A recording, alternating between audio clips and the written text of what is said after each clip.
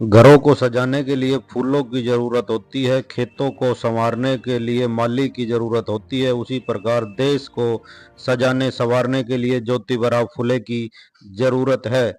आज का दिन भारतीय इतिहास में विशेष महत्व रखता है। 11 अप्रैल 1827 को महाराष्ट्र के पुणे में एक महान आत्मा का जन्म हुआ जो बाद में महात्मा भी कहलाए। उनका परिवार कई पीढ़ी पहले सतारा से पुणे आकर फूलों के व्यवसाय में लग गया था, इसलिए उन्हें फुले कहा जाने लगा। आज का दिन भारतीय इतिहास में विशेष महत्व रखता है। इसी दिन महात्मा ज्योतिबा फुले की जयंती मनाई जाती है। सिर्फ एक समय से ही नहीं बल्कि प्रख्यात शिक्षाविद, लेखक, विचारक और महान समाज सुधारक थे।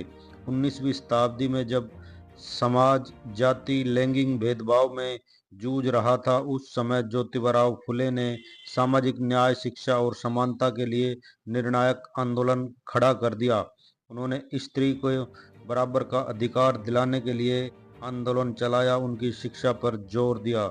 उनके सबसे पहले अपनी पत्नी सावित्रीबाई फुले को देश की पहली शिक्षिका बनाने का गौरव प्रदान किया। 1848 में पुणे में बाल विधवा विवाह प्रतिबंधक समाज की स्थापना की।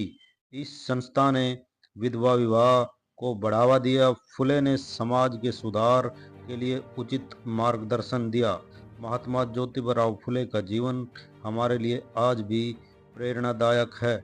उनका साहस, दृढ़ संकल्प, सेवा भाव आज की और आने वाली पीढ़ी का मार्गदर्शन करता रहेगा। आज जिस सम्मान के वे हकदार हैं, क्या हम उन्हें वो सम्मान दे पाए हैं? क्या भारत रत्न के लिए उनकी आवश्यकता पूरी हो गई है? क्या उनकी प्रतिभा के सामने फूले फूल चढ़ाने से हमारी जिम्मेवारी पूरी हो चुकी है? उनके जीवन से सीखने, ग्रहण करने और लोगों को जागरूक करने की आवश्यकता है। उनकी प्रेरणा से सकारात्मक बदलाव लाने का काम करती है। उनकी लिखी गई पुस्तक गुलामगिरी को पढ़ने की ज़रूरत है।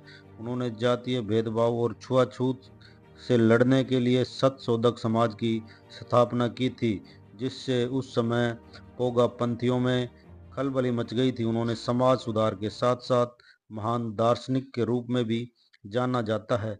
महात्मा ज्योतिराव फुले का सारा जीवन समाज में फैली बुराइयों को दूर करने में व्यतीत हुआ।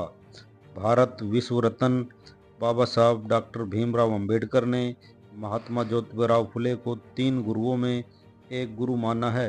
उनके सम्मान को प्रति कार्यों को देखते हुए, समाज में उनके किए गए कार्यों को देखते हुए समाज सुधारक विठ्ठलराव कृष्णा जी वंदेकर ने ज्योतिबा फुले को महात्मा की उपाधि से 1888 में अलंकृत किया। उनका समाज सुधार में पूरा जीवन व्यतीत हुआ। उनसे सीखने, उसको ग्रहण करने और समझने की आवश्यकता है। महात्मा ज्योतिबा फुले कहते थे, विद्या बिना मति गई, मति बिना नीति गई, नीति बिना गति गई, गति बिना वित्त गया, वित्त बिना शूद्र गए। इतने अनर्थ सिर्फ अविद्या के कारण हुए।